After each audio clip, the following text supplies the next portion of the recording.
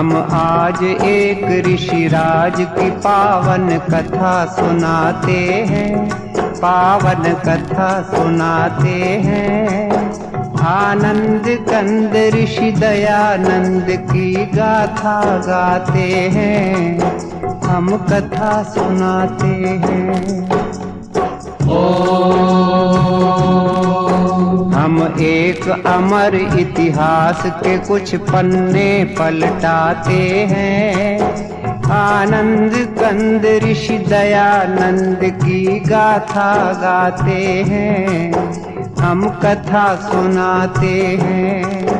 ऋषिवर को लाख प्रणाम, गुरुवर को लाख प्रणाम, धर्म धुरंधर मुनिवर को कोटि कोटि प्रणाम, कोटि कोटि प्रणाम।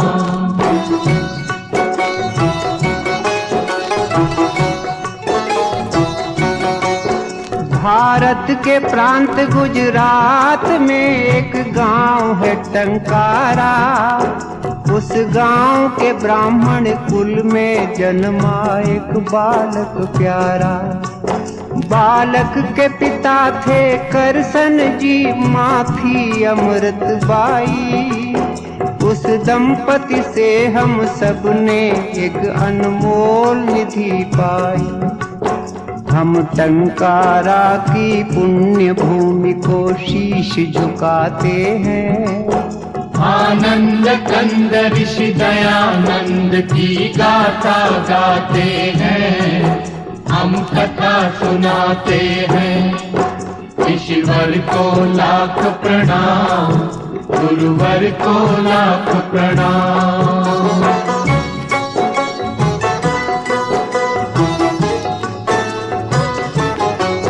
फिर नामकरण की विधि हुई एक दिन करसन जी के घर। अमृत बा का प्यारा बेटा बन गया मूल शंकर। 5वें बरस में स्वयं पिता ने अक्षर ज्ञान दिया। 8वें बरस में कुल गुरु ने उपवीत प्रदान किया। इस तरह मूल जी जीवन पथ पर चरण बढ़ाते हैं। आनंद कंद ऋषि दयानंद की गाथा गाते हैं, हम कथा सुनाते हैं। ऋषिवर को लाख प्रणाम, गुरुवर को लाख प्रणाम।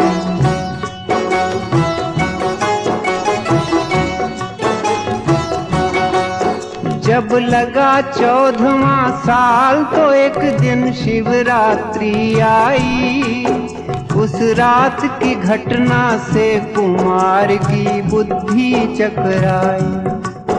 जिस घड़ी चढ़े शिव के सिर पर चूहे चोरी चोरी, मूल जी ने समझी तुरंत मूर्ति पूजा की कमजोरी। हर महापुरुष के लक्षण बचपन में दिख जाते हैं। आनंद कंद ऋषि दयानंद की गाथा गाते हैं, हम कथा सुनाते हैं। ऋषिवर को लाख प्रणाम, गुरुवर को लाख प्रणाम।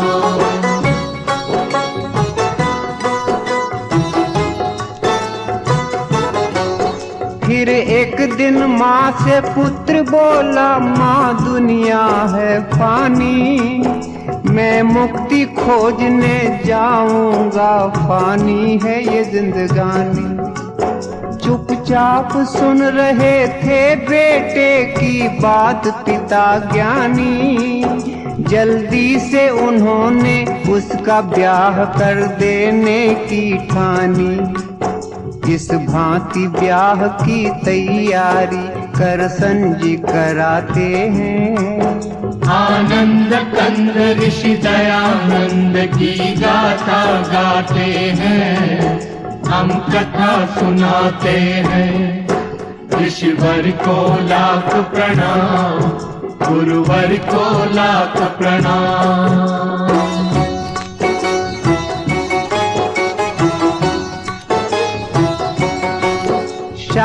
जी की बात को सुन के युवक में क्रांति भाव जागे।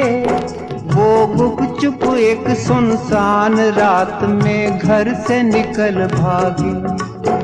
तेजी से मूल जी में आए कुछ परिवर्तन भारी। दीक्षा लेकर वो बने शुद्ध चैतन्य ब्रह्मचारी। हम कभी कभी भगवान की लीला समझ न पाते हैं। आनंद कंद ऋषि दयानंद की गाथा गाते हैं, हम कथा सुनाते हैं। ऋषिवर को लाख प्रणाम, गुरुवर को लाख प्रणाम।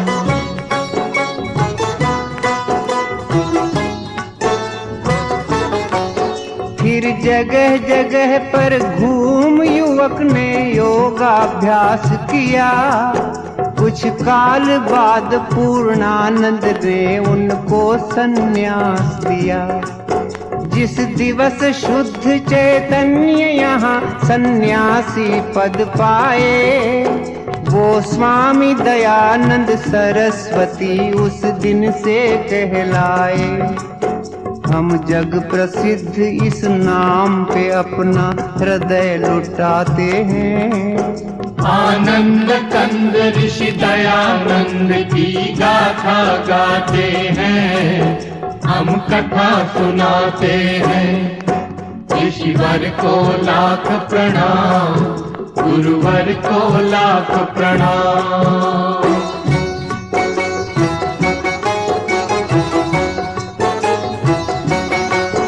संन्यास बाद स्वामी जी ने की घोर तपश्चर्या। सच्चे सद्गुरु की तलाश यही थी उनकी दिनचर्या। गुजरात से पहुँचे विंध्याचल, फिर काटा पंथ बड़ा। फिर पार करके हरिद्वार हिमालय का रास्ता पकड़ा। अब स्वामी जी के सफर की हम कुछ झलक दिखाते हैं। आनंद कंद ऋषि दयानंद की गाथा गाते हैं, हम कथा सुनाते हैं। ऋषिवर को लाख प्रणाम, गुरुवर को लाख प्रणाम।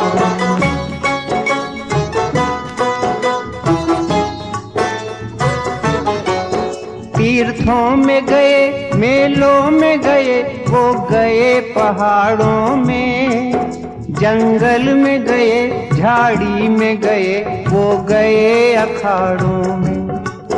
हर एक तपोवन तपस्थली में योगी राज ठहरे।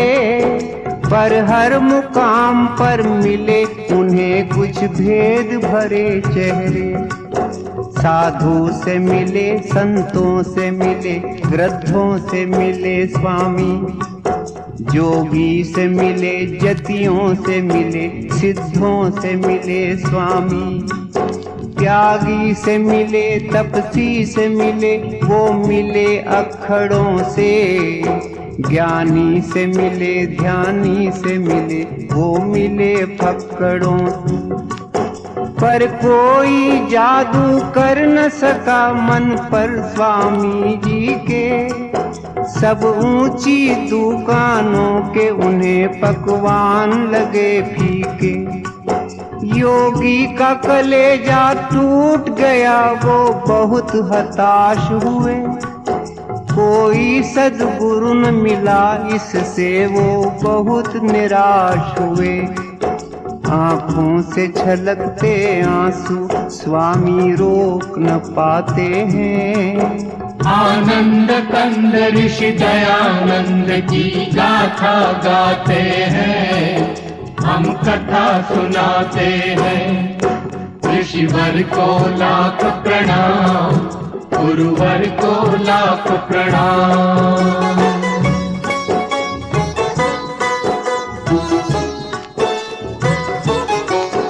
इतने में अचानक अंधकार में प्रगटा उजियारा। प्रज्ञा चक्षु का पता मिला एक वृद्ध संत द्वारा। मथुरा में रहते थे एक सद्गुरु विरजानंद नामी। उनसे मिलने तत्काल चल पड़े दयानंद स्वामी। आखिर एक दिन मथुरा पहुँचे तेजस्वी सन्यासी।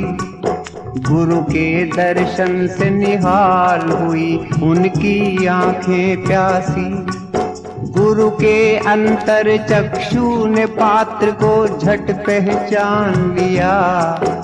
उसकी प्रतिभा को पहले ही परिचय में जान लिया। सद्गुरु की अनुमति मांग दयानंद उनके शिष्य बने।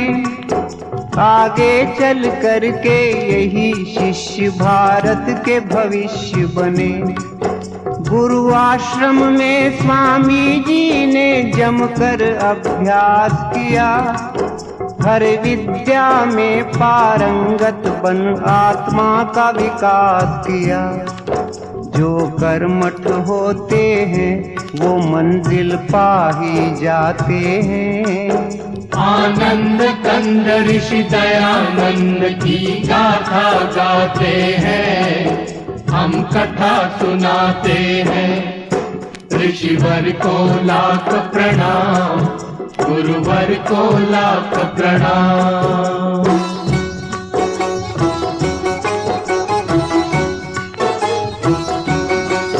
गुरु कृपा से एक दिन योगी राज वामन से विराट बने। वो गूढ़ ज्ञान की दुनिया के अनुपम सम्राट बने। सब छात्रों में थे अपने दयानंद बड़े बुद्धिशाली। सारी शिक्षा बस 3 वर्ष में पूरी कर डाली। जब शिक्षा पूर्ण हुई तो गुरु दक्षिणा के क्षण आए। मुट्ठी भर लौंग स्वामी जी गुरु की भेंट हेतु लाए। जो लौंग दयानंद लाए थे श्रद्धा से चाव से, वो लौंग लिए गुरु जी ने बड़े ही उदास भाव से। स्वामी ने गुरु से विदा मांगी, जब आई विदा घड़ी तब अंध गुरु की आंख में गंगा जमुना उमड़ पड़ी।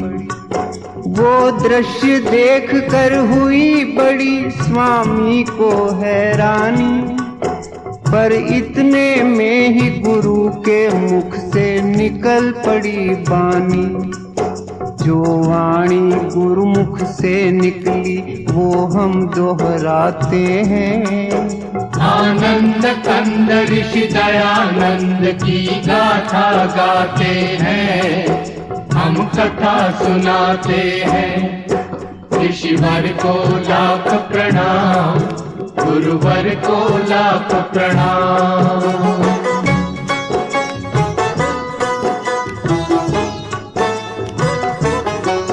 गुरु बोले सुनो दयानंद, मैं निज हृदय खोलता हूँ। जिस बात ने मुझे रुलाया है वो बात बोलता हूँ। इन दिनों बड़ी दयनीय दशा है अपने भारत की। हिल गई है सारी बुनियादें इस भव्य इमारत की। पिस रही है जनता पाखंडों की भीषण चक्की में। आपस की फूट बनी है बाधा अपनी तरक्की में। है कुरीतियों की कारा में सारा समाज बंदी। संस्कृति के रक्षक बने हैं भक्षक, हुए हैं स्वच्छंदी। कर दिया है गंदा धर्म सरोवर मोटे मगरों ने। जर्जरित जाति को जकड़ा है बदमाश अजगरों ने। भक्ति है फंसी मक्कारों के मजबूत सिकंजों में। आर्यों की सभ्यता रोती है पापियों के पंजों में। गुरु की वाणी सुनकर स्वामी व्याकुल हो जाते हैं। आनंद कंद ऋषि दयानंद की गाथा गाते हैं, हम कथा सुनाते हैं। ऋषिवर को लाख प्रणाम, गुरुवर को लाख प्रणाम।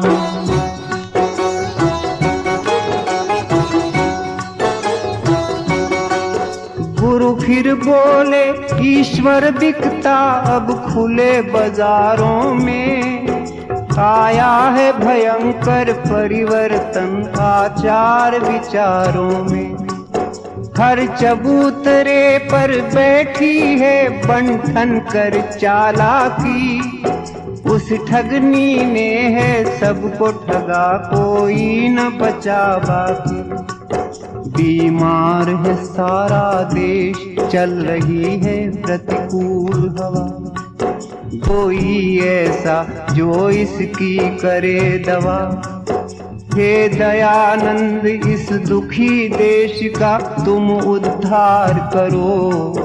मझधार में है बेड़ा बेटा, तुम बेड़ा पार करो। एक अंध गुरु की यही है इच्छा, इस पर ध्यान धरो। भारत के लिए तुम अपना सारा जीवन दान करो। संकट में है अपनी जन्मभूमि, तुम जाओ करो रक्षा। जाओ बेटे भारत के भाग्य का तुम बदलो नक्शा। स्वामी जी गुरु की चरण धूल माथे पे लगाते हैं। आनंद कंद ऋषि दयानंद की गाथा गाते हैं, हम कथा सुनाते हैं। ऋषिवर को लाख प्रणाम, गुरुवर को लाख प्रणाम।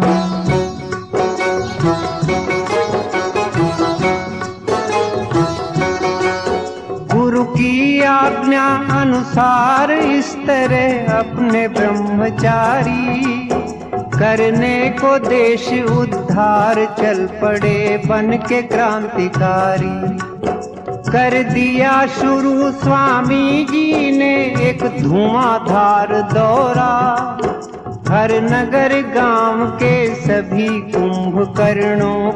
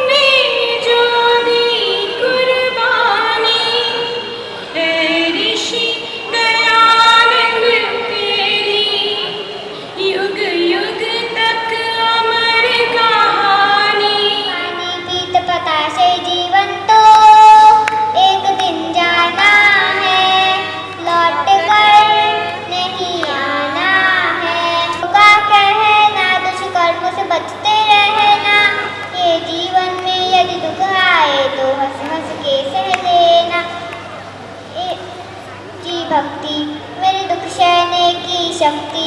चलना तू संभल संभल के, तुझे मिल जाएगी मुक्ति। ये जीवन तो एक दिन जाना है, लौट कर नहीं आना है। ये जीवन आया क्या कभी प्रेम से आकर ईश्वर को शीश झुकाया। ये जीवन तो एक दिन जाना है। और यहाँ बहुत वर्षों से अध्यात्म की ज्योति जलाते रहे, पर आपकी श्रद्धा ये बता रही है कि आपका समर्पण ऋषि के प्रति बहुत बड़ा है। कलकत्ता से बड़ा बाजार आर्य समाज के प्रधान आदरणीय आनंद आर्य जी, अधिकारी, सदस्य, कार्यकर्तागण, श्रद्धा मंच में थोड़े बैठे हों, आप में भी बहुत विद्वान बैठे हैं। आप सबके प्रति हमारे बहुत ही प्यारे श्री सत्येंद्र आर्य जी और आप सब, क्योंकि समय की सीमा है, आज मुझे समय नहीं बता। मैं औपचारिकताएं बहुत कम जानता हूं, बाद में भूल जाऊं। मैं सत्येंद्र आर्य जी का इसलिए धन्यवाद करता हूं कि उन्होंने उस बेटी अंजलि आर्य की बात पर विश्वास करके, आर्य जी कहा, मुझे लगा कि उनके प्रति इतना गहरा विश्वास है तो उस बेटी ने जो कहा इन्होंने स्वीकार कर लिया।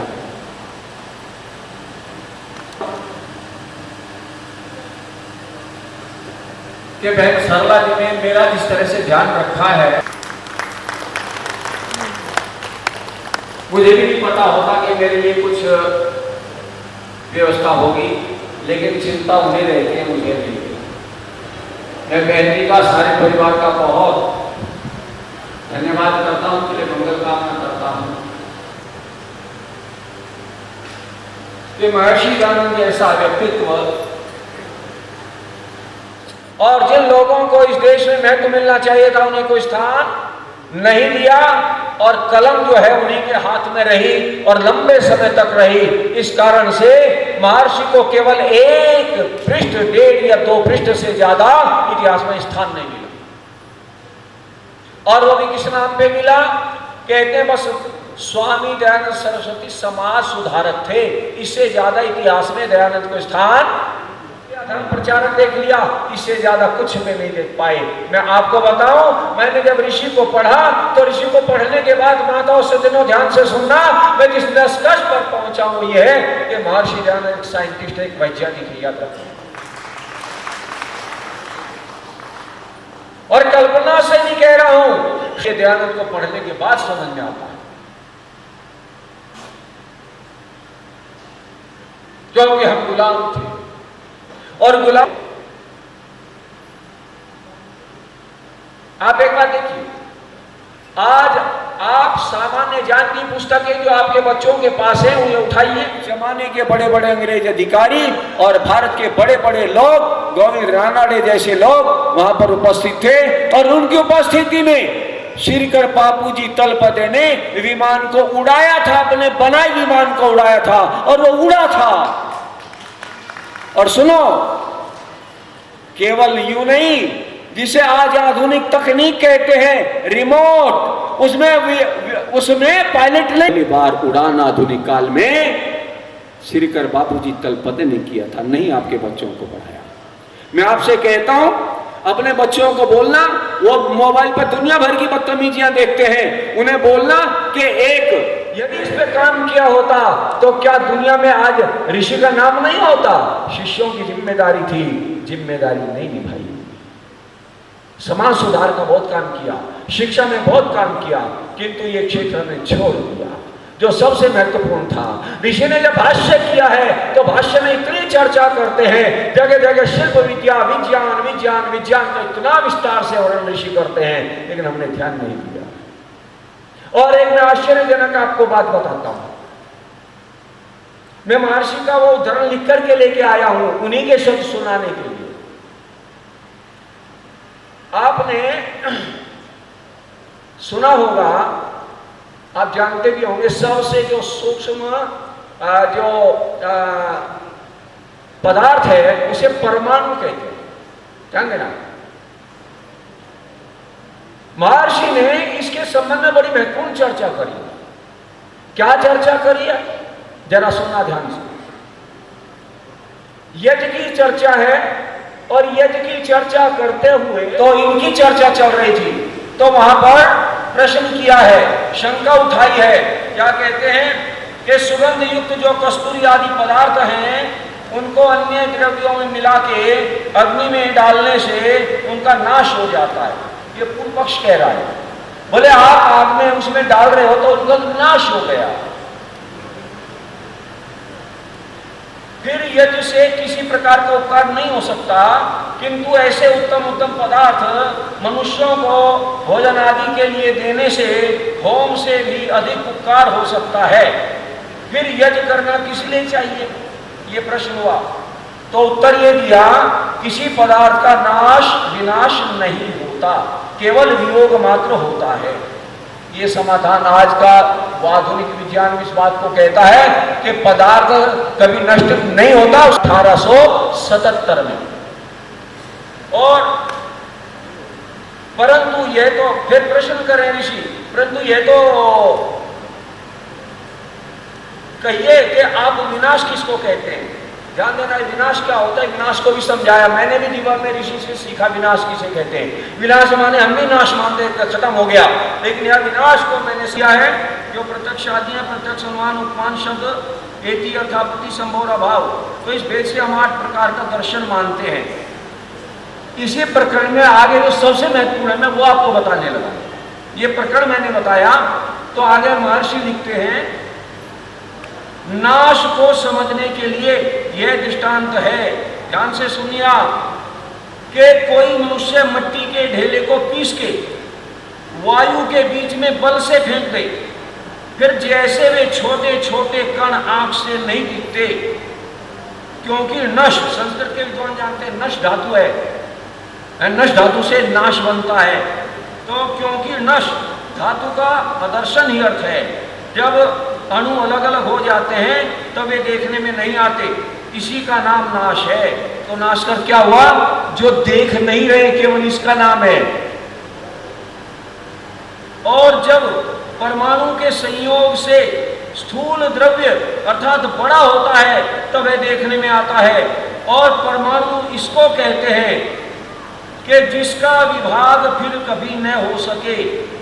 अब जो मैं बात आपको सुना रहा हूं इस पर बहुत ध्यान देना। जो विज्ञान का विद्यार्थी कोई हो तो वो बहुत ज्यादा ध्यान से सुनना इस वाक्य को, तो इसमें एक बहुत महत्वपूर्ण बात है। कहते हैं परमाणु इसको, परंतु यह बात केवल एक परिधि और व्यास बन सकता है, उसका भी टुकड़ा हो सकता है। यहाँ तक कि जब पर्यंत वह एक रस न हो जाए तब पर्यंत ज्ञान से बराबर कटता ही चला जाएगा। अब इस पर सुनो, आधुनिक युग में विज्ञान की जब आप चर्चा करते हैं तो पहला व्यक्ति आधुनिक चिंतक पहले व्यक्ति कौन ने जिसने परमाणु का सिद्धांत दिया, उसका नाम है डाल्टन। डाल्टन 1770 में 69 में पैदा हुआ और 1820 में चला गया। और उसने ये सबसे पहले सिद्धांत स्थापित किया कि परमाणु अंतिम है, उसके बाद कोई टुकड़े नहीं हो सकते। और उसके बाद ये जो इलेक्ट्रॉन प्रोटॉन न्यूट्रॉन आया, ये कब आया, 19वीं सदी तक कोई भी इस पे चर्चा नहीं हुई। 19वीं शताब्दी में इस पे 3 विद्वान हुए, 3 वैज्ञानिक हुए हैं। उन 3 में एक व्यक्ति थे ये रदरफोर्ड, उन्हें सबसे पहले परमाणु के विभाजन की बात कही। उसके बाद चैडविक ने न्यूट्रॉन की खोज की और बोहर नाम के वैज्ञानिक ने परमाणु मॉडल की सही सही व्याख्या करी। कब करी, 19वीं शताब्दी में, यानी 1900 के बाद। 1900 के बाद। अब ध्यान देना, ये बात मैं इसलिए कह रहा हूं, आपको थोड़ा, कुछ लोग कहेंगे तो थोड़ा भारी हो गया, बोझ सा लगने लगा, कोई बात नहीं, पर आज इस युग में हमें बताना तो पड़ेगा ना कि दयानंद क्या है। मैं आपको ये कहना चाहता हूं कि जिस समय इन वैज्ञानिकों ने इलेक्ट्रॉन प्रोटॉन न्यूट्रॉन या परमाणु के विभाग किए तो दुनिया में तहलका मच गया। पर जिस समय जो मैंने आपको सुनाया है, महर्षि ने कहा परमाणु से कहते हैं जिसके विभाग नहीं हो सकते। फिर आगे क्या लिखा, किंतु ज्ञान से उसके भी विभाग हो सकते हैं। कब तक टुकड़े हो सकते, और उदाहरण दिया है जिसमें, और कब तक, जब तक वो एक रस ना हो जाए। एक रस क्या है, जिसे कहते हैं ना रश्मि सिद्धांत, तरंग रश्मि सिद्धांत। और याद रखना, ये संसार जो बना है ये रश्मियों से बना है, जो कुछ है रश्मियां वहां के खड़ा होना पड़ेगा। तो एक बहुत महत्वपूर्ण सिद्धांत। इसलिए मैं ये कह रहा हूं कि अगर आज दुनिया में ये बात खोजी जाए कि डाल्टन के बाद जिस समय परमाणु के विभाजन की बात वैज्ञानिक करते हैं, उसके बीच में लगभग 80 साल है, क्योंकि 1820 में सिद्धांत डाल्टन ने दिया था, उसके बाद 80 साल तक कोई चर्चा नहीं हुई। पर 1877 में महर्षि ने इस सिद्धांत पर चर्चा की है और ये कहा है कि इसके विभाग हो सकते हैं। इसलिए मैं कह रहा हूं महर्षि वैज्ञानिक है, साइंटिस्ट है। लेकिन महर्षि ज्ञान को समझना बहुत आवश्यक है। और विज्ञान माने केवल ये नहीं होता कि इंस्ट्रूमेंट बना दे, यंत्र बना दे। मैं आपसे पूछता हूं, क्या समाज विज्ञान नहीं है? अरे समाज विज्ञान है, समाज वैज्ञानिक भी है महर्षि दयानंद। समाज के लिए कितना बड़ा चिंतन दिया है। पढ़िएगा सत्याप्रकाश के समोल्लास, पढ़िएगा भाष्य भूमिका, पढ़िएगा उनका वेद भाष्य। तो समाज को क्या बनाना चाहते हैं, ये कल मैंने चर्चा करी थी कि ये जो संस्कार विधि महर्षि ने लिखी है, ये कोई सामान्य ग्रंथ नहीं है। इस समाज को सर्वोत्तम बनाने के लिए एक वैज्ञानिक ऐसा चिंतन दे सकता है कि कैसे मनुष्य का निर्माण ठीक से हो सकता है। ये बात केवल एक समाज वैज्ञानिक कह सकता है। ले महर्षि समाज वैज्ञानिक और आध्यात्मिक चर्चा करते हुए, महर्षि अध्यात्म एक ऊंचा विज्ञान है, सर्वोच्च विज्ञान अध्यात्म है। और इस अध्यात्म विज्ञान का अगर आधुनिक युग में कोई सबसे बड़ा वैज्ञानिक है तो अध्यात्म वैज्ञानिक महर्षि दयानंद है। मैं अंधश्रद्धा से नहीं कह रहा हूं, उदाहरण देकर के कह रहा हूं कि महर्षि ने एक गजब का वाक्य लिखा है। महर्षि कहते हैं कि वेदों की चरम परिणति, ध्यान देना वाक्य पर, वेदों की चरम परिणति अध्यात्म में है। ये समझने की बात है।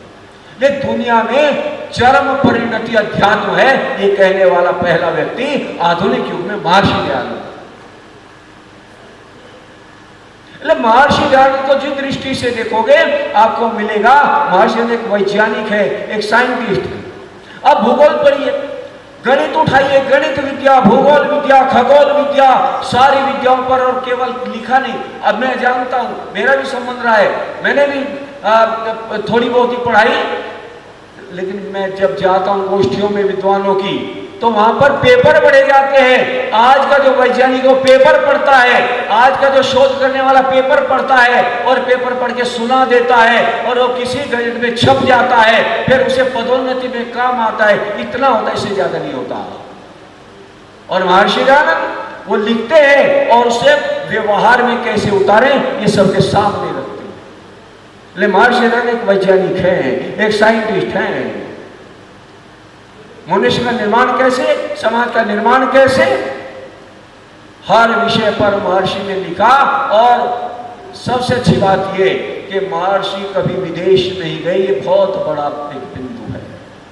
अगर ऋषि विदेश चले जाते, हो सकता है कोई ये कहता कि वो तो विदेश गए थे इसलिए वहां से सीख के आ गए होंगे, पर ऋषि तो कभी विदेश नहीं गए। अपने वेदों से लेकर के, वैदिक परंपरा ऋषियों से लेकर के, सारे प्रमाण दे करके हर चीज पर उन्होंने जो भी लिखा ऑथेंटिक लिखा, प्रामाणिक लिखा।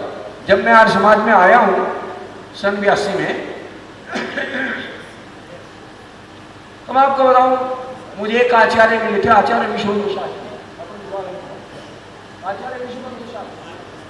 आचार्य विश्वबंधु शास्त्री अद्भुत व्यक्ति थे।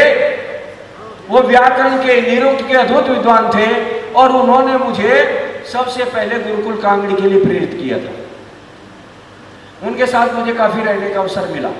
एक बार वो बता रहे थे, आप मस्ती से सुनिएगा, पौराणिक जगत में आचार्य होते हैं। आचार्य किसे कहते हैं?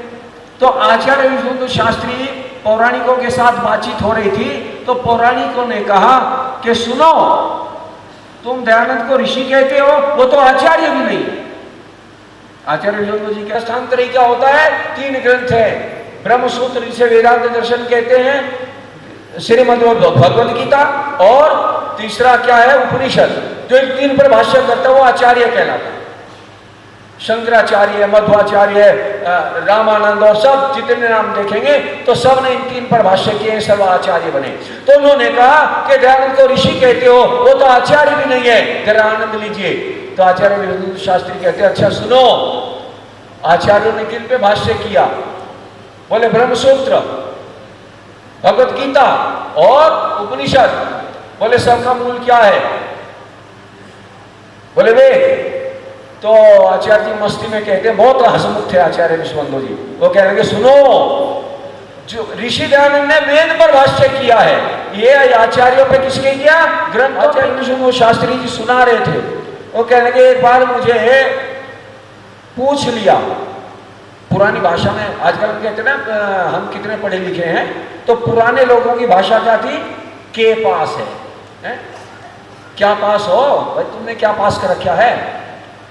तो पूछ लिया, तो लोगों ने पूछा आचार्य जी आप क्या पास हैं? आचार्य जी कहते हैं दयानंद के आसपास हूं।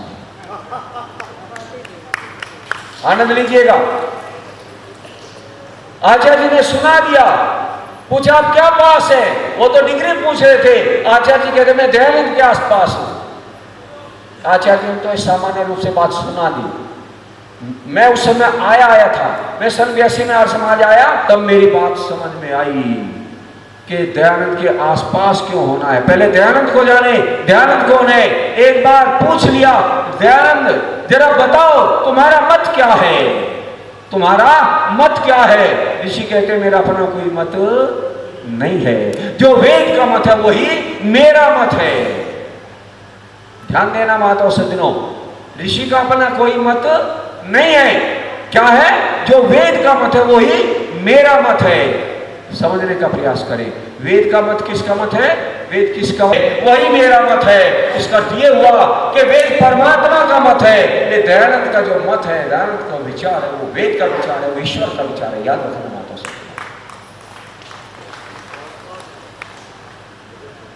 और जब ऋषि दयानंद का विचार वेद का विचार है, जब ऋषि दयानंद का मत ईश्वर का मत हो गया, तो वो वाक्य मुझे मस्तिष्क में आया जो आचार्य जी ने कहा कि दयानंद के आसपास हूं। तो दयानंद के आसपास रहने का क्या हुआ?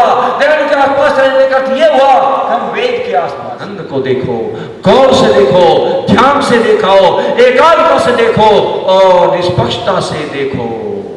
यदि इस तरह देखा तो सच में दयानंद की पूर्णता समझ में आ जाएगी। और जो दयानंद को अच्छी तरह समझ लेगा, मैं ये कहता हूं वो व्यक्ति समाज के लिए, राष्ट्र के लिए इतना उपयोगी होगा।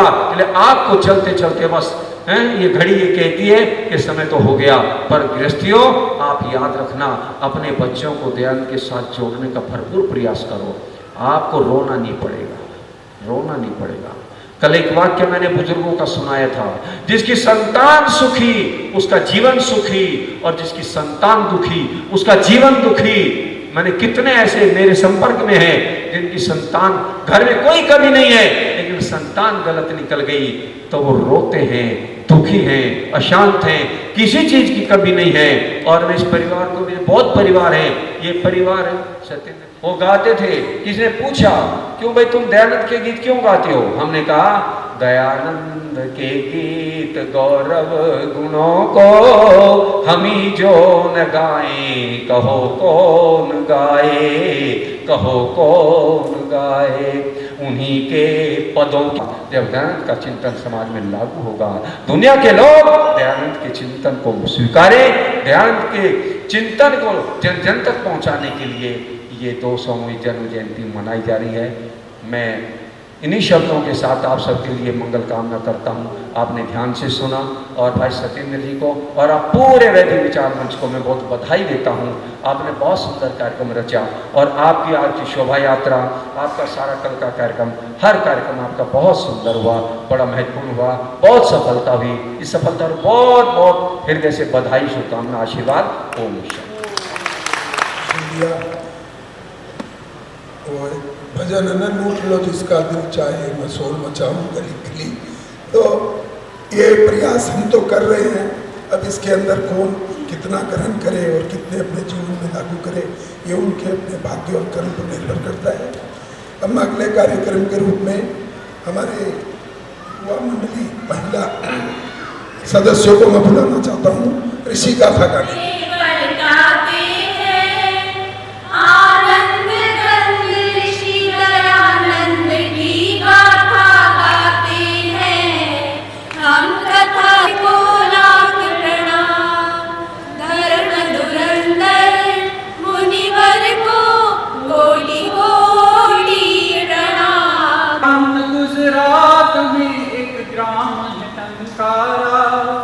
उस गांव के ब्राह्मण कुल में जन्मा एक बालक प्यारा।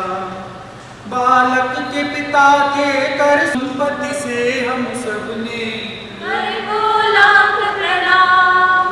धर्म धुरंधर मुनिवर को कोटि कोटि प्रणाम, कोटि कोटि प्रणाम। लाख प्रणाम गुरुवर को लाख प्रणाम। धर्म धुरंधर मुनिवर को कोटि कोटि प्रणाम, कोटि कोटि प्रणाम। फिर एक दिन माँ से पुत्र बोला, माँ दुनिया है फानी, मैं मुक्ति खोजने जाने आए कुछ परिवर्तन भारी। दीक्षा लेकर वो बने शुद्ध चैतन्य ब्रह्मचारी। हम कभी कभी भगवान की लीला समझ न पाए हैं। आनंद कंद शिशिर की गाथा गाते हैं, हम कथा सुनाते हैं। ऋषिवर को लाख कोटि प्रणाम, कोटि कोटि प्रणाम। फिर जगह जग दिया, मथुरा में रहते थे एक सद्गुरु बिरजानंद नामी। उनसे मिलने तत्काल चल पड़े दयानंद स्वामी। जब शिक्षा पूर्ण हुई तो गुरु दक्षिणा के क्षण आए। विदा मांगी जब आई विदा घड़ी, तब अंध गुरु की आंख में गंगा यमुना अमर पड़ी। वो दृश्य देख कर हुई बड़ी स्वामी को हैरानी, पर इतने में ही मुख से गुरु के निकल पड़ी वाणी। जो वाणी गुरुमुख से निकली वो हम दोहराते हैं।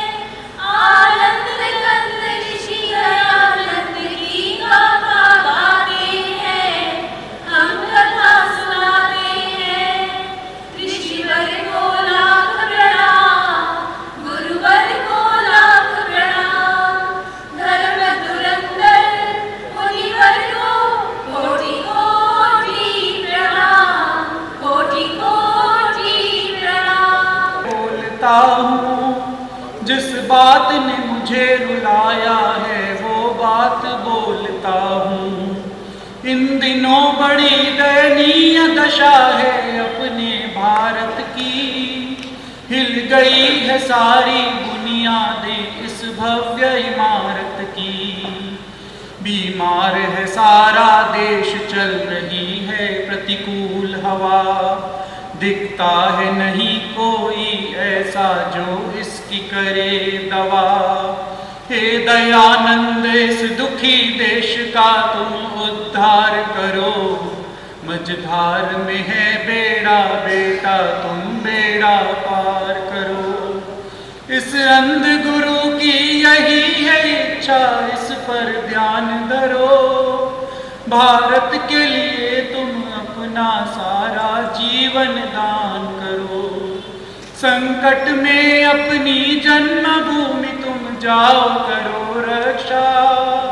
जाओ बेटा तुम ही बदलो भारत का ये नक्शा। एक हाथ में था झंडा उनके, एक हाथ में थी लाठी। हिंदू को फिर से वेद पाठी। दिन रात ऋषि ने घूम घूम कर अपना वतन देखा। जब अपना वतन देखा तो हर तरफ घोर पतन देखा। बन गए थे देश के देवालय लालच की दुकानें। मंदिरों में राम के बैठी थी रावण की संतानें। स्वामी ने हर भ्रष्टाचारी का पर्दाफाश किया। वेदों के सहज उदाहरण से पाखंडों का नाश किया। लाखों हिंदू संगठित हुए वैदिक झंडे के तले। जात पात भूल कर वो आपस में मिले गले। इस तरह ईश्वरी परिवर्तन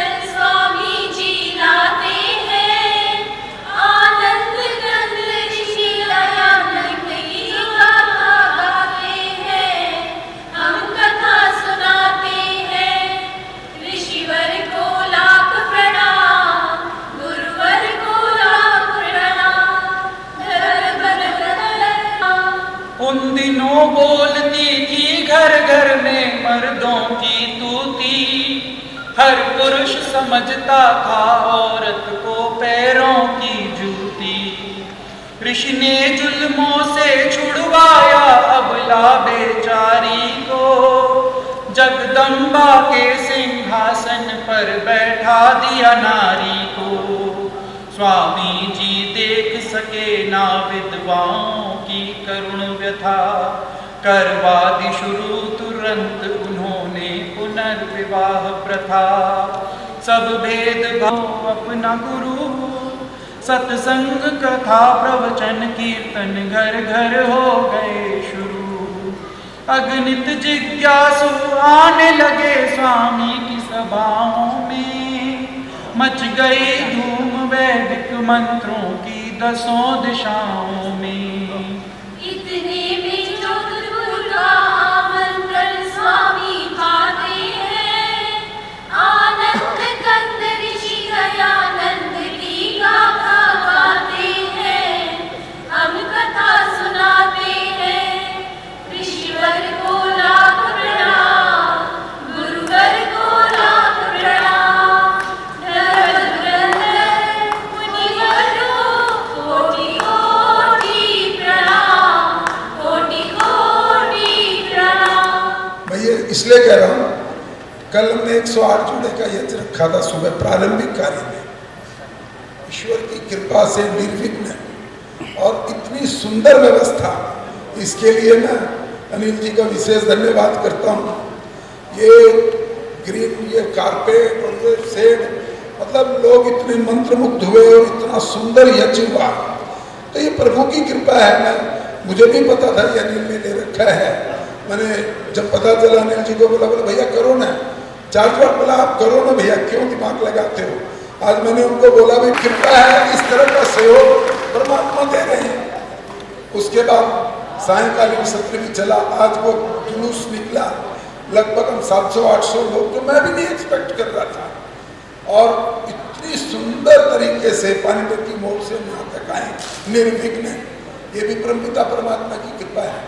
आज आप लोग सब यहाँ बैठे हुए हैं और इतना सुंदर कार्यक्रम चल रहा है, तो मैं उस परमपिता परमात्मा को धन्यवाद है, से मार्गदर्शन प्राप्त करें, आशीर्वाद प्राप्त करें। और उसके बाद हमारे आर्य जगत के मूर्धन्य विद्वान सर्वे आचार्य वाकी जी, जिनका योग पर साधना पर विशेष कार्य रहता है, और गीता पर तो क्या गजब का इनका विस्तार देते हैं। अभी 13 भवन में डिवाइन लाइफ वालों ने इनका कार्यक्रम रखाया था। 8 दिन संख्या प्रतिदिन बढ़ती गई कार्यक्रम में था। तो हम फिर सर्वे आचार्य जी से मार्गदर्शन प्राप्त करेंगे उस कार्यक्रम के पश्चात, और ठीक 8:30 बजे कार्यक्रम समाप्त हो जाएगा। सर्वे आचार्य जी, हम 7:15 बजे इस कार्यक्रम को वरुणेन्द्र रुद्र मरुतः स्तुन्वन्ति दिव्यैस्तवैः, वेदैः साङ्गपदक्रमोपनिषदैर्गायन्ति यं सामगाः, ध्यानावस्थिततद्गतेन मनसा स्मरण करके और वो अपनी चिकित्सा प्रारंभ करते थे। और उसका परिणाम ये होता था कि जिसको भी वो स्पर्श कर देते थे वो ठीक हो जाया करता था। तो बंधुओं, उस ईश्वर के प्रति आस्था, जो कार्य है उस कार्य को ईश्वरीय कार्य मान करके संपन्न करना, यही जीवन की सफलता का एक बहुत बड़ा मापदंड है। जिस ऋषि की महिमा पूज्य स्वामी जी आपके सामने प्रस्तुत कर रहे थे, और अब तो प्रिय आयुष ने कविवर प्रदीप के गीत को उन्हीं के स्वर में, उसी शैली में, उसी ढंग से सुना करके हम सबको भाव विभोर कर दिया। और मैं सोच रहा था धन्य है वो स्वर्गीय जवाहर आर्य जी और वो स्नेहमयी मंगलमयी माता पूजा दुर्गा जी, क्योंकि जो अपने विचार, सद्विचार अपनी तीसरी पीढ़ी तक पहुंचा देता है, समझ लीजिए कि उसने अपना जीवन सफल बना लिया है। ये तीसरी पीढ़ी है। अब हमारे भाई सुभाष जी का, सत्येंद्र जी का, आनंद जी का ये धर्म है कि ये अपनी तीसरी पीढ़ी तक इस गंगा को प्रवाहित करके वहां तक पहुंचाएं, उन बच्चों को भी उसी गंगा में स्नान कराएं। तो ये संस्कारों की गंगा, ये वैदिक विचारों की धारा, ये जीवन को ऊंचा उठाने वाला कल्याण का मार्ग निरंतर निरंतर आगे बढ़ता रहेगा। आज ऋषिवर देव दयानंद की 200वीं जन्म जयंती का ये समारोह है। कल प्रातः ऋषिवर की महिमा के गीत गाते गाते, उद्घोष करते करते, क्योंकि आर्य समाज तो, मुझे तो याद है एक आर्य समाज का जो चौकीदार कितना पढ़ा लिखा होता है, अनपढ़ होता है, लेकिन जब भी उसको समय मिलता था तो वो यही कहता था, 5000 साल से सोने वालों जागो जागो जागो। हम आलस्य और प्रमाद में अपनी संस्कृति, अपनी परंपराओं को, सुख का, आनंद का, संतोष का, जीवन की सफलता का जो मार्ग था, धीरे धीरे धीरे धीरे उसको भूल गए, उसको विस्मृत कर गए।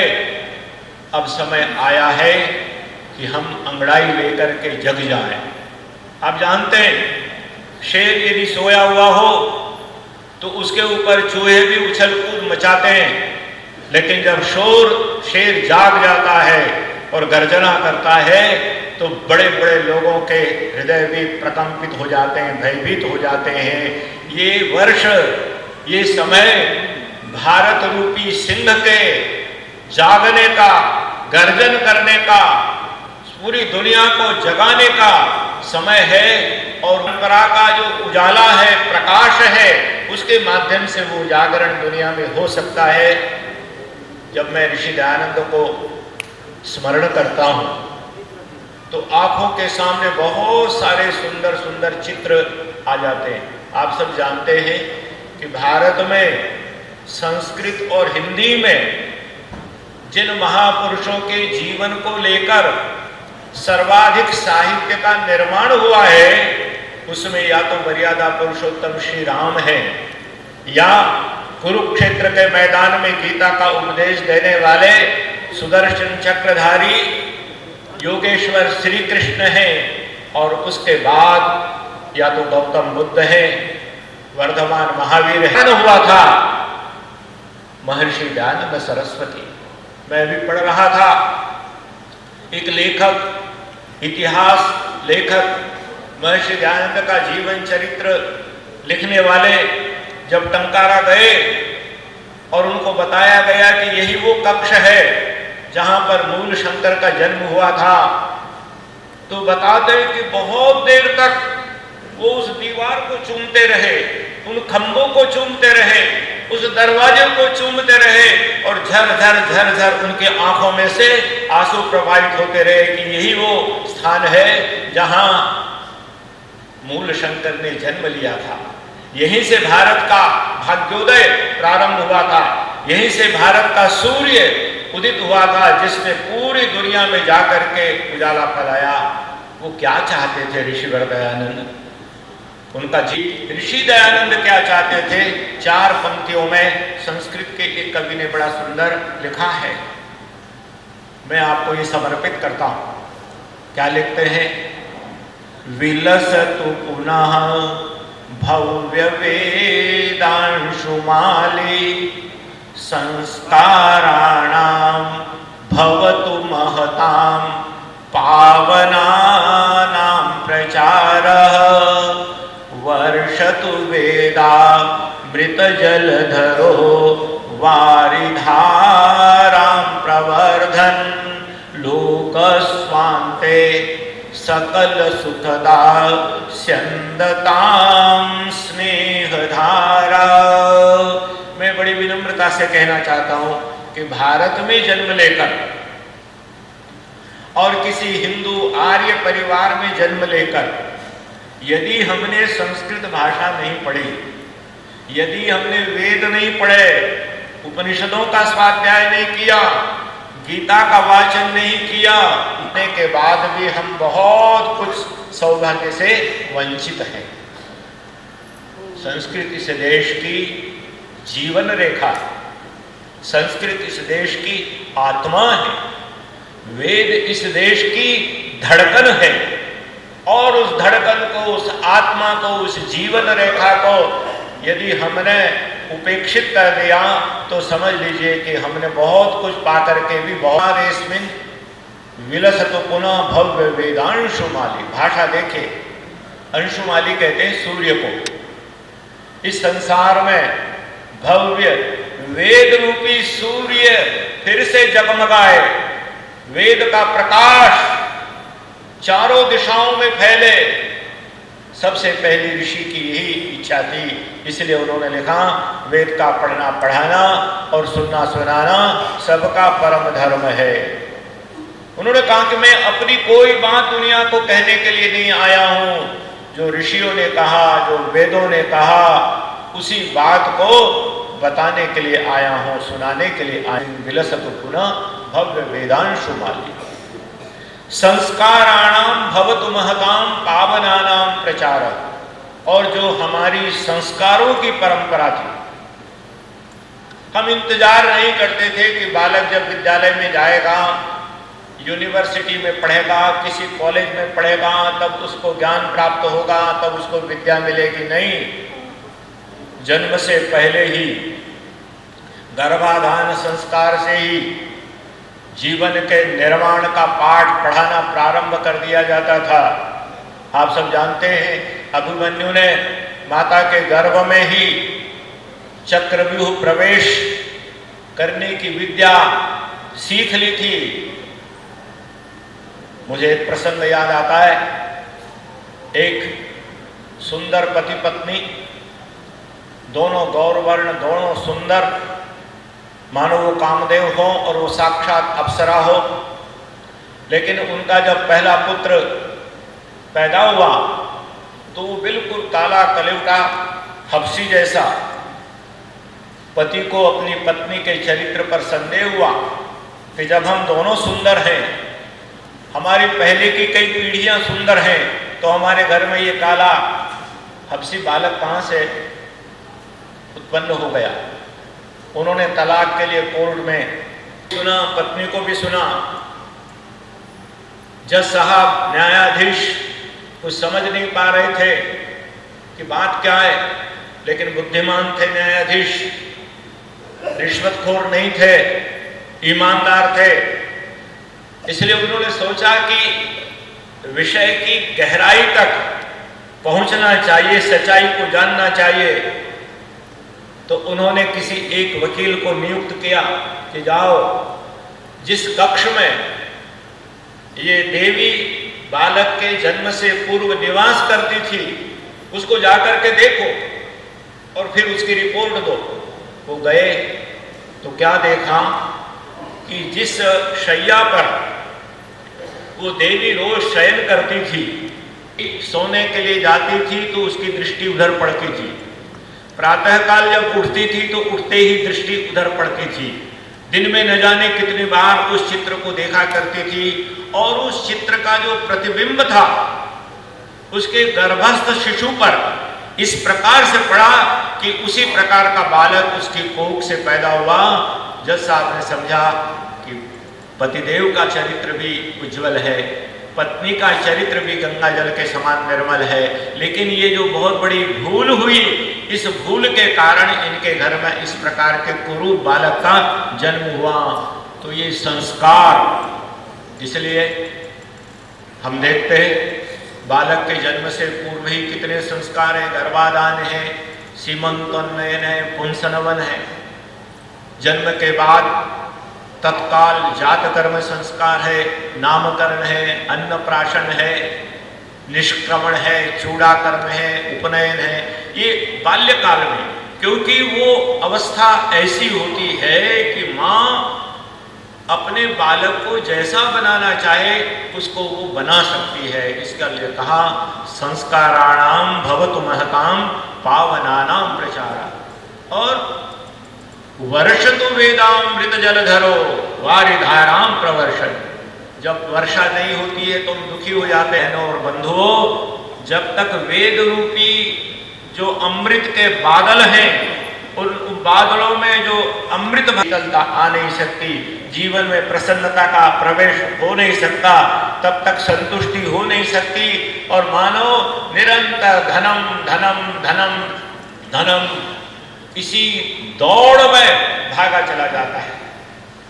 आप दिल्ली चले जाएं, मुंबई चले जाएं, कलकत्ता, बेंगलोर, बड़े बड़े शहरों में रात के 12 बजे लौट करके आने वाले व्यक्तियों से पूछे कि भी कहाँ से आ रहे हो, क्या करके आ रहे हो, तो वो यही कहेगा कि अपने पेट के लिए गए थे, व्यापार करके लौट रहे हैं, सर्विस से लौट रहे हैं, प्राइवेट किसी कंपनी में काम कर रहे हैं। सुबह से लेकर रात तक इंसान इसी दौड़ में भागा चला जा रहा है।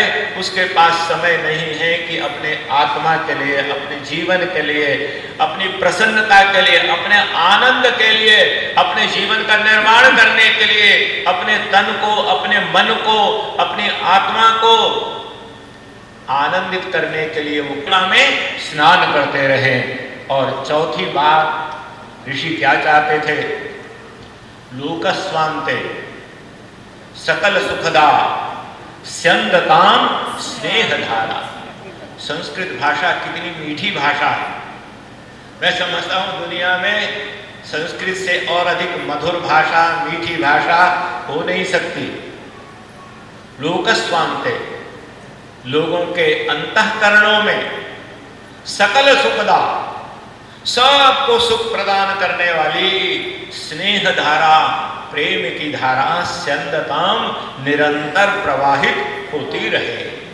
आज वो प्रेम का झरना, वो प्रेम की नदी धीरे धीरे सूखती चली जा रही, सूखती चली जा रही है। जिस भारत ने सारी दुनिया को ये संदेश दिया, अयम निज परोवेति गणना लघु चेतसाम उदार चरितानाम तु वसुधैव कुटुंबकम। हमारे यहाँ G20 का अधिवेशन हुआ, उसकी चर्चा केवल भारत में नहीं पूरे विश्व में हुई, और उसका जो ध्येय वाक्य था वसुधैव कुटुंबकम। अब पूरा इतिहास पढ़ करके देख लीजिए, हमने कभी किसी देश पर आक्रमण नहीं किया, किसी देश को गुलाम बनाने के लिए उस पर सेनाओं का आक्रमण नहीं हुआ। हम जहां भी गए प्रेम का संदेश लेकर गए, मानवता का संदेश लेकर के गए, प्रीति का उद्घोष करते हुए गए। और इसीलिए ऋषिवर दयानंद ने जो मूल मंत्र दिया हमको का संदेश देने के लिए, ऋषि दयानंद वेदों वाला, उनको दुनिया के लोगों ने कहा वो तो वेदों वाला है, वेद को लेकर के आया है, वेद की ही बात कहता है। और बंधुओं, समय बहुत थोड़ा है, मैं वेद में क्या है बहुत थोड़ा आपके अंदर की वो भूख जगे, आपके अंदर की जिज्ञासा जागृत हो। इसलिए वेद में एक पंचपदी है, 5 सीढ़ियां हैं। सबसे पहला है व्यक्ति, मैं और तुम, एक वचन। व्यक्ति का जब तक निर्माण नहीं होगा, राष्ट्र का, विश्व का निर्माण तो व्यक्ति है। इसलिए वेद क्या कहता है? मनुर्भव, तुम मानव बनो। तुम ब्यूटी पार्लर में जाकर के न जाने क्या बनना चाहते हो, बड़े बड़े महंगे आभूषण और वस्त्रों से क्या बनना चाहते हो? पहले इंसान तो बने ही नहीं, पहले मानव बने ही नहीं। तुमको देख करके मानवता की सुगंध नहीं आती, मानवता की सुगंध आनी चाहिए। मनुष्य बनो। मनुष्य कैसे बनेंगे? तो कहा, बहुत संक्षेप में बता रहा हूं। मातृधा कहते मानव बनने का सबसे बड़ा उपाय है, मंत्र है। मातृधा किसी दूसरे के धन वैभव को, ऐश्वर्य को, सुख को, प्रसन्नता को देख करके वेद का मार्ग, ऋषि दयानंद के द्वारा बताया हुआ मार्ग, इस देश की ऋषि परंपरा ने जो हमको जीने का संदेश दिया था, उस संदेश को स्वीकार करके यदि हम आगे बढ़ेंगे, हमारा अपना जीवन अच्छा होगा, हमारे परिवारों में खुशियों की गंगा बहेगी। चाणक्य ने लिखा था कि वो घर स्वर्ग है। कौन सा घर? नविप्रपादो दक पंकिलानी, नवेद शास्त्र ध्वनि गर्जितानी, स्वाहा स्वधाकार विवर्जितानी, श्मशान तुल्यानि गृहाणि तानि। कहते हैं वो घर तो श्मशान के जैसा है, जहां कभी कोई विप्र विद्वान अच्छा सन्यासी आता ही नहीं है। इनके परिवार में भाई आनंद जी हो, सुभाष जी हो, इनके परिवार में आनंद की, स्नेह की, सुख की गंगा क्यों प्रवाहित होती है? यही पकड़ पकड़ करके सन्यासियों को, विद्वानों को, उपदेशकों को अपने घर ले जाना चाहते हैं, उनसे बात करते हैं, चर्चा करते हैं। इसी से बहुत सारी समस्याओं का समाधान हो जाता है। नवी प्रपादो दक्ते, जहां गायत्री मंत्र का उच्चारण नहीं होता, जहां मृत्युंजय मंत्र का उच्चारण नहीं होता, जहां प्रभु भक्ति के गीत मंत्रों के द्वारा नहीं गाए जाते, और स्वाहा स्वधाकार विवर्जितानि, जहां सोमाय स्वाहा, इंद्राय स्वाहा, इदन्न मम का उच्चारण नहीं होता, वो तो है श्मशान। और जिन घरों में 3 बातें होती हैं, वो घर अमृत के समान है, वो स्वर्ग के समान है, सुख के धाम है, आनंद वहाँ पर निवास करता है। परमात्मा हमको, आपको ऐसी शक्ति दे कि हम इस मार्ग पर चलकर अपने मानव जीवन को धन्य बनाएं। इन्हीं शब्दों के साथ, मेरे पास शब्द नहीं है, भाई सत्येंद्र जी को, वैदिक विचार मंच के आप सभी बंधुओं को, और अपनी ममतामयी स्नेहमयी माताओं बहनों को, और इतने वरिष्ठ जनों को, लेकिन आपका यहाँ बैठना डॉक्टर साहब, महाजनों ये न गता सपंथा, अच्छे लोग जिस रास्ते पर चलते हैं, फिर भीड़ भी उसी रास्ते पर चलने लगती है। आप जो रास्ता समाज को दिखाएंगे, लोग आपके बताए हुए रास्ते पर चल करके अपने जीवन को सुखमय बनाएंगे। आप सबको बहुत बहुत अनंत शुभकामनाएं। आप आए और मैं हमारे वैदिक विचार में, आपने जिस प्रकार से एक चिकित्सक के रूप में समर्पण एवं दायित्व के साथ सिलीगुड़ी के लोगों की सेवा की है, वह प्रशंसनीय और अनुकरणीय है। मैं ऐसी ध्यान सरस्वती की 200वीं जयंती के पावन अवसर पर आयोजित ज्ञान ज्योति पर्व पर वैदिक विचार मंच आपका सार्वजनिक अभिनंदन करता है। परम पिता परमेश्वर से प्रार्थना करते हैं कि आपको स्वस्थता व प्रसन्नता के साथ दीर्घायु प्रदान करें। आशीर्वाद के तौर पर स्वामी जी पहना रहे हैं। ये एक आर्य साहित्य है, मोमेंटो है।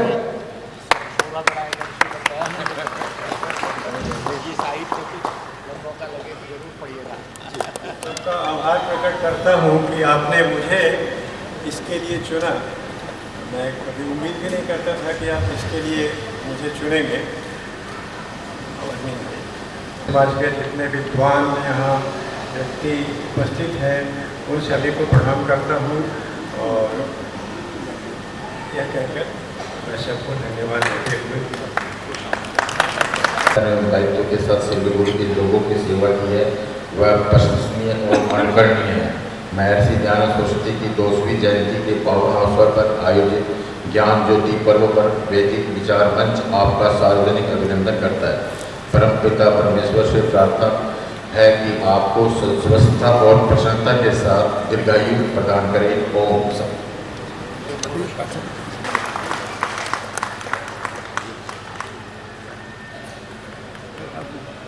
ये एक अभिनंदन पत्र जिसका पाठ हमारे अध्यक्ष जी ने किया, स्वामी जी का एक मोमेंटो,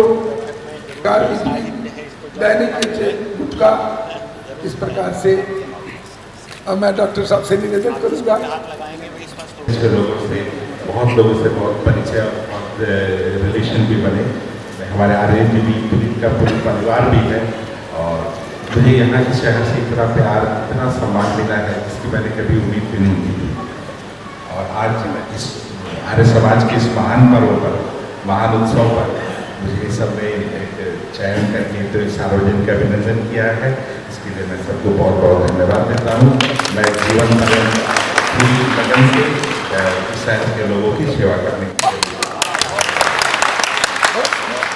बहुत बढ़िया, बहुत बढ़िया। ये सिल्लीगुड़ी का बड़ा सौभाग्य, इतना सुंदर आश्वासन वो मात्र मेरे लिए ना हो, सबके लिए हो, और अग्नि को समर्पित करते हैं, क्योंकि अग्नि उसका गुण बढ़ा करके वो फैला देती है सबके लिए। हमारे शहर में कुछ उद्योगपति ऐसे हैं, ऐसे तो बहुत लोग हैं, लेकिन हमने जब चयन करना शुरू किया तो हमने 4 लोगों का चयन किया, जिनका जीवन, उनका धन भामाशाह की तरह समाज में हर वर्ग में, हर संस्था में प्रयोग में आता है, और लगभग हर संस्थाओं में उनका योगदान है। उसमें मैं सबसे पहले जिस नाम को आमंत्रित करना चाहता हूँ, वो तो एक विशेषता उन्हें ये रही कि उन्होंने सिल्लीगुड़ी में बहुत सी ऐसी संस्थाएं थी जो आज बहुत ही उपयोगी सिद्ध हो रही हैं। तो वो नाम है श्री एसएफ कुंवर जी। आप आए कृपया यहाँ पर। श्री एसएफ कुंवर जी अपने तन मन धन से सहयोग करते हैं। आपकी यह सहयोग भावना प्रशंसनीय और अर्पणीय है। महर्षि ज्ञान सरस्वती की 200वीं जयंती के पावन अवसर पर आयोजित ज्ञान ज्योति पर्व पर वैदिक विचार मंच आपका सार्वजनिक अभिनंदन करता है। परमपिता परमेश्वर से प्रार्थना है कि वह आपको स्वस्थता एवं प्रसन्नता के साथ दीर्घायु प्रदान करे। ओम।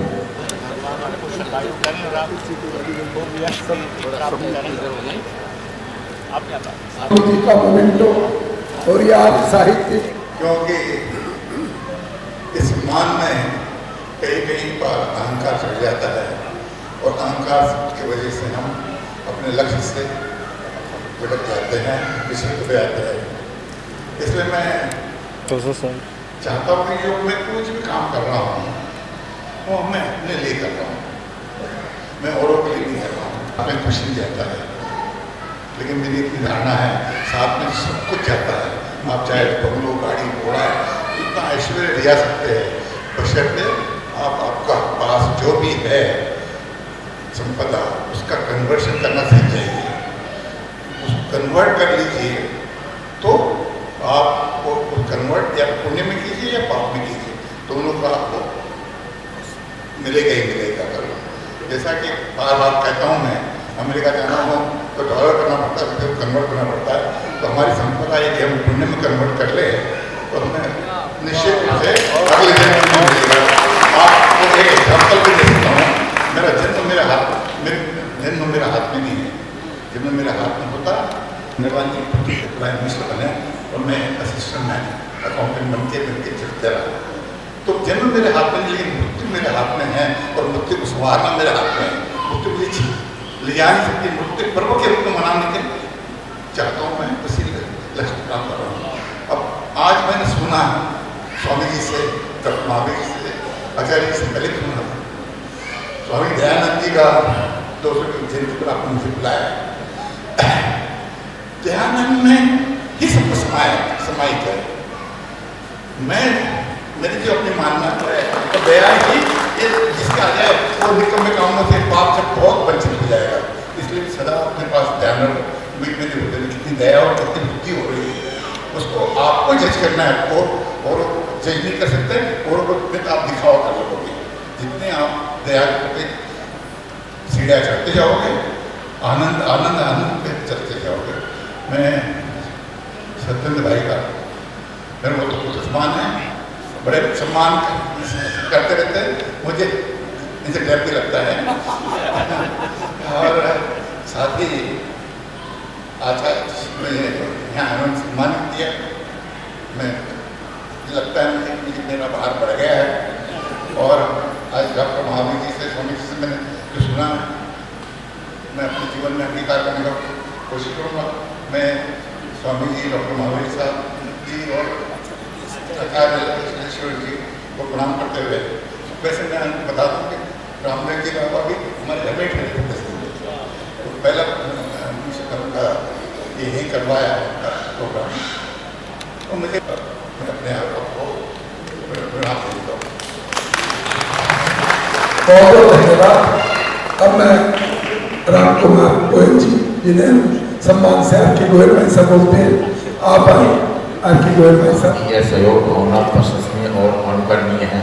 महर्षि दयानंद सरस्वती की 200वीं जयंती के पावन अवसर पर आयोजित ज्ञान ज्योति पर्व पर वैदिक विचार मंच आपका सार्वजनिक अभिनंदन करता है। परमपिता परमेश्वर से प्रार्थना है कि वह आपको स्वस्थता और प्रसन्नता के साथ दीर्घायु प्रदान करे। उनका अभिनंदन पत्र उनका पाठ किया गया। आर्य साहित्य और स्वामी दयानंद सरस्वती जी के 200वें जन्म जयंती पर आप सबका बहुत बहुत धन्यवाद करता हूँ। और यहाँ आए हमारा सौभाग्य है कि यहाँ इतने बड़े बड़े विद्वान, इतने बड़े बड़े आचार्य जगह जगह से यहाँ पधारे हैं। उनकी बातों को सुन के मन में स्थिरता आती है, हिम्मत आती है और ज्ञान की बातें सुन के मन को एक बहुत बड़प्पन मिलता है कि हम भी कुछ और भी करें और कुछ सीखें। मैं वैदिक विचार मंच को बहुत बहुत धन्यवाद देना चाहता हूँ कि आपने गुरु के 200वीं जन्म जयंती पर इतना भव्य समारोह किया। आज समापन हो रहा है और इसमें हम लोगों को बुला के आप लोग सम्मानित कर रहे हैं। ये आप लोगों ने बहुत ही हम लोगों के लिए धन्यवाद का कार्य किया है। किंतु इसमें धन्यवाद की कोई बात नहीं है, क्योंकि अभी हमारे भाई कुंवर जी ने कहा था कि ये हमारा अपना कार्य है, अगर इसको अपनी ड्यूटी समझे तो अच्छा है। लेकिन फिर भी आपने ये हमें दिया है तो ये ठीक है, कोई बात नहीं, अच्छी बात है। किंतु वैदिक विचार मंच के सभी कार्यों में प्राय मुझे भाई सत्येंद्र जैन बुलाते हैं तो मैंने कहा जल्दी छोड़ देना। तो देखिए, इनके कार्य में जब भी इनके प्रोग्रामों में आते हैं, जैसे आज भी सुना बहन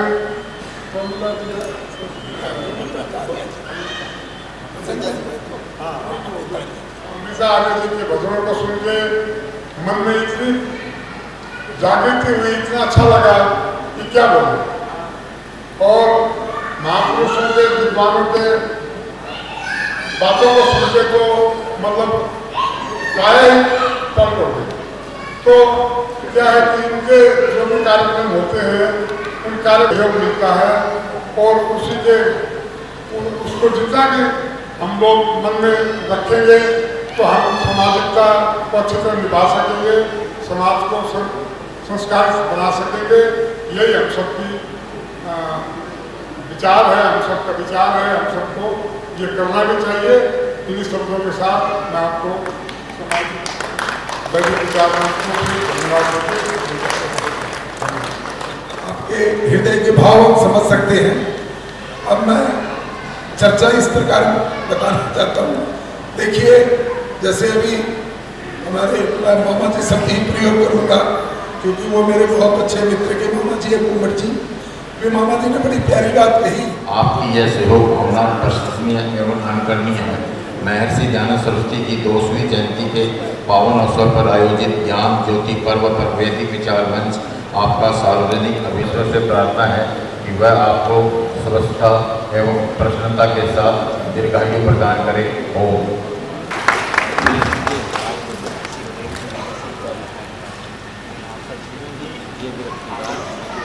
स्वतंत्रता आर्य साहित्य के स्वामी जी द्वारा रचित सत्याग्रह प्रकाश और संस्कार था कि मैं इस होम में आ नहीं पाया, मैं थोड़ा बाहर था और कुछ बस इसी सिलसिले में बाहर मैंने व्यापारिक सिलसिले में बाहर जाना पड़ गया।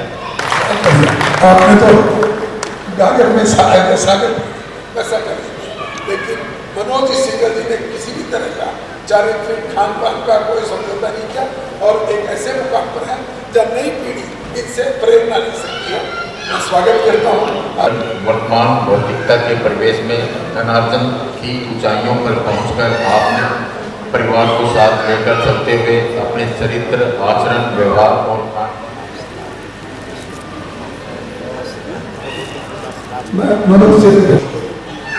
खासकर सतेंद्र भाई को धन्यवाद देता हूँ कि उन्होंने मेरे को इस कार्यक्रम के लिए विशेष रूप से फोर्स किया।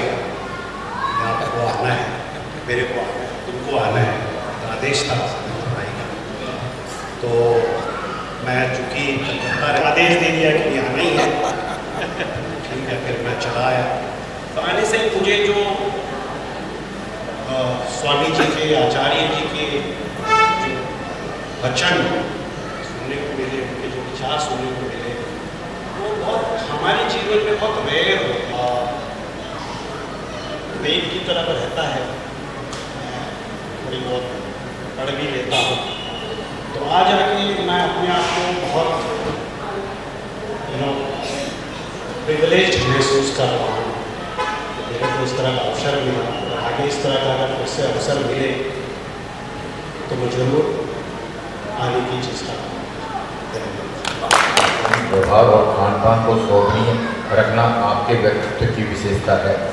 आपका जीवन अन्य लोगों के लिए प्रेरणादायक है। महर्षि ज्ञान सरस्वती की 2वीं जयंती के पावन अवसर पर आयोजित ज्ञान ज्योति पर्व पर वेदी विचार मंच आपका सार्वजनिक अभिनंदन करता है। परमपिता परमेश्वर से प्रार्थना है कि वह आपको स्वस्थता और प्रसन्नता के साथ दीर्घायु प्रदान करे। ओम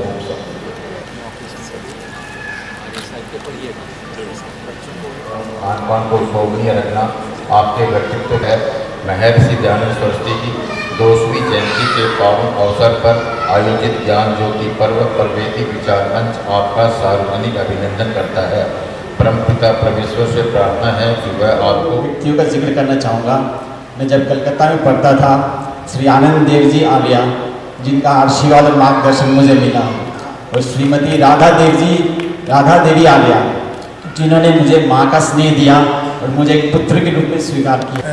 वैदिक विचार मंच के अध्यक्ष से निवेदन करता हूँ, हमारे यासीनदा ये हमारे आर्य समाज की सेवा, ऋषि की सेवा करने के बाद मैं कुरुक्षेत्र से आए हुए स्वामी श्री विजय योगी जी, हरिद्वार से आए हुए आचार्य जी और दिल्ली से आए हुए आचार्य अखिलेश्वर जी एवं भजौली से दिल्ली से आई हुई अमृता सिंह जी से बहुत बहुत आभार व्यक्त करता हूँ। इन्होंने अपना बहुमूल्य समय देकर हमारे कार्यक्रम की पूर्णतः शोभा बढ़ाई है।